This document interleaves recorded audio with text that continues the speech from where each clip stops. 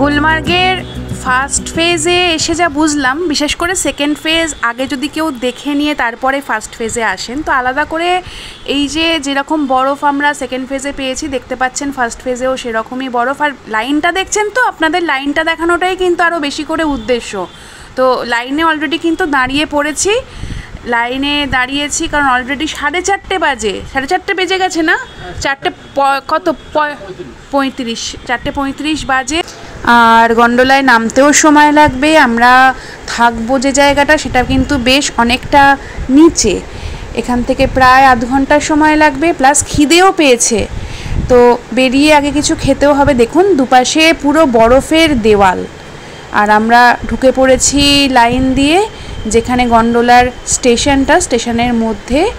তো কতক্ষণ সময় লাগবে এখনও জানি না। এই দেখুন পুরো বাইরেটা বরফের পুরো চাঙড় হয়ে আছে, আমাদের ছায়াগুলোই আবার পড়ছে মানে জানলার কাচের গায়ে। এই যে একটা জানলা খুলে আপনাদের একটু দেখাই, দেখুন পুরো বরফ। তো চলুন লাইনের সঙ্গে সঙ্গে এগোই, তারপরে আবার যখন আপনাদের গন্ডোলায় উঠবো ফেরার রাস্তাটা দেখাবো।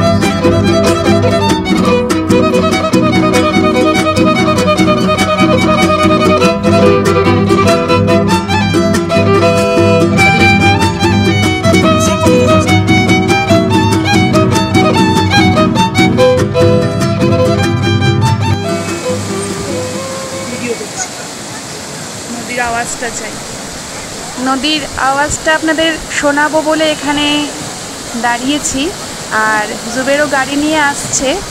ততক্ষণ এই জায়গাটা দেখতে ভীষণ ভালো লাগছে। গন্ডোলার এক্সপিরিয়েন্স অসাধারণ, তবে কোনো এক সময় যদি আবার আসি তাহলে চেষ্টা করব সকালে আসার। শুনলাম সকালে ফেজ 2 থেকে পুরো পীরপাঞ্জাল রেঞ্জটা পরিষ্কার দেখা যায়। তো জুবের এসে গেছে, আমরাও গাড়িতে উঠে পড়েছি। सेकेंड हाईएस्ट गोल्फ कोर्स, ये इनके लिए जनरल नॉलेज है, बच्चों के लिए general knowledge. Asia second highest golf course, सुन ले, Asia second highest golf course है ये। देखो इधर जा रहे हैं ना सब लोग पैदल, तो प्लस पॉइंट मिल गया। আমি তো বলেই দিয়েছি আজকে আমি লাকি। লাকি নাম্বার, তোমাকে সকালেই বলেছি দেখবে আজকে লাইন থাকবে না। Lucky people with the lucky lucky person. मैं कभी कभार ऐसे लगाता हूँ, यहाँ पे निकल जाता हूँ कभी कभार, लेकिन वो लक पे डिपेंड करता है। हाँ, अभी सामान भी ऊपर था ना, तो इनको शक बिल्कुल भी नहीं हुआ। मामा पैलेस बोला तो मैं उधर फोन मार के इनको सीधा बात भी करा सकता था। मेरा नाइट है, और वो फोन उठा के मैं उसको बोलता सर हमारी नाइट है, वो समझ जाता है ये मुझे सर बोल रहा है तो बैठ के उसको छोड़ दे रहा है, इसको अंदर आना है, तो उसको बोलता हाँ सर हमारे पास नाइट है इसकी।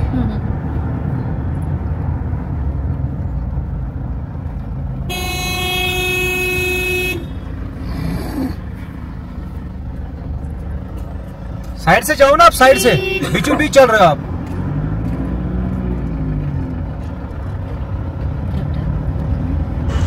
একদম গন্ডোলা থেকে ফিরে একটু হালকা কিছু রাস্তায় খেয়ে দেখুন আমরা চলে এসেছি শালের দোকানে।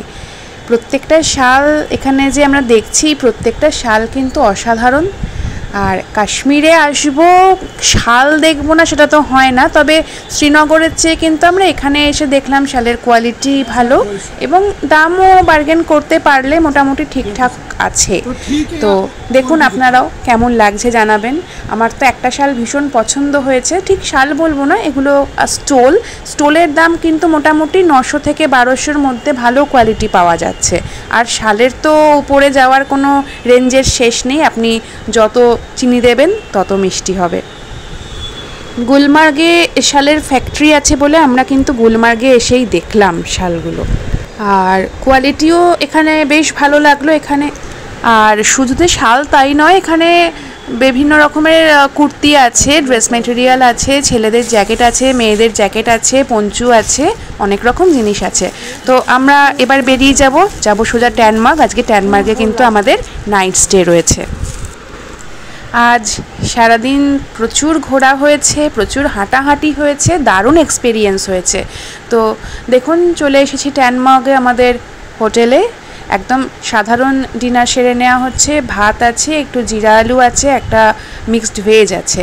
তো খেয়ে শুয়ে পড়ি, কারণ কাল কিন্তু আর একটা নতুন জায়গায় যাব, আর দেখা হবে আপনাদের সাথে একদম কাল ভোরে। Good morning.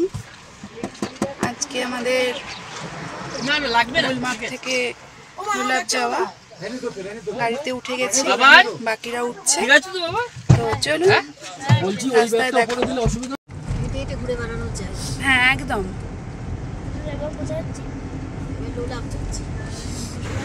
উঠে পড়েছি গাড়িতে, সে তো দেখলেনি, গাড়িও ছেড়ে দিয়েছে। আমরা লোলাপ যাচ্ছি, আর অপূর্ব রাস্তাটা। তো আরও নাকি সুন্দর রাস্তা আসছে সামনে, সেটাও আপনাদের দেখাবো, দরকার হলে গাড়ি থেকে নেমে দেখাবো। তো চলুন যেতে যেতে কথা হবে। সেটাই বোধহয় তোমার ওই এল নিনো 2-3 বছর হোয়াইট গোল্ডেন অ্যাপেল है ना, গোল্ডেন অ্যাপেল है ना। हाँ गोल्डन एप्पल। রাস্তাটা খুব সুন্দর। এই বছর 46-47 বেরিয়ে যেতে পারে। তা হয়তো বেরোবে না, বেরোবে, কারণ আছে। সেদিন মানে পরে এসে বলছে আজকে যেন গরমটা অন্য দিনের থেকে একটু কম লাগছে। হ্যাঁ, তারপরে শুনলাম যে সেদিনে 43 ছিল। আমি অপূর্ব রাস্তা, ওইটা কি না মানে হ্যাবিট মতো একটা হয়ে গিয়েছে। হিউমিডিটিটা বেশি, ওটাই আনহেলদি। 43 যখন 42-43 যখন থাকে गुलमर्ग का जो फेज 2 है ना, হ্যাঁ ওই যে দূরে আপনারা সাদা বরফের পাহাড়টা দেখলেন, ওটাই কিন্তু গুলমার্গের ফেজ 2। আমরা এই রাস্তা থেকে কিন্তু পুরো দেখতে পাচ্ছি। আমার তো দেখে মনে হচ্ছে পুরো জাপানের ফুজিয়ামা। জানি না আপনারা আমার সাথে একমত হবেন কিনা।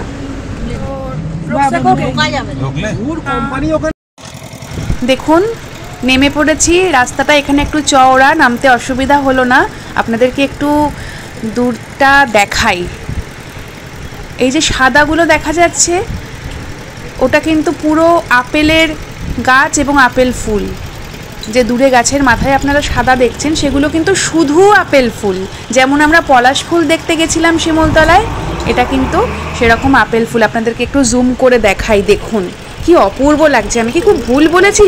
পাহাড়ের মাথাটা কিন্তু সত্যি আমার পুরো জাপানের ফুজিয়ামার মতো লাগছে, কিন্তু ওখানে আপেল এরকম গাছ নেই, আর আপেল ফুলও এরকম হয় না। অপূর্ব অপূর্ব, মানে এই রাস্তাটায় না নেমে এলে এই অভিজ্ঞতা হতো না। অপূর্ব রাস্তা এটা কিন্তু গুলমার্গ থেকে একদম আমরা খুব মানে একটা শর্টকাট করে গ্রামের ভেতর দিয়ে অফরোড করে আমরা লোলাবের দিকে যাচ্ছি। তার সঙ্গে দেখুন এখানে সর্ষে ফুল, কম্বিনেশনটা ভাবুন একবার।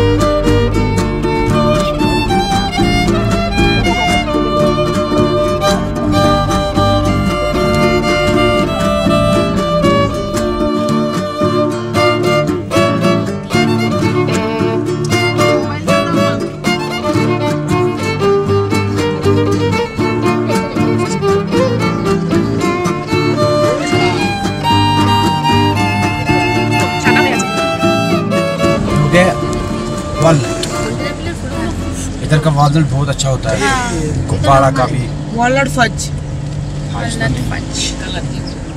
फाइज तो एक ही जगह मिलता है, श्रीनगर और अनंतनाग में 3 शॉप है उनका।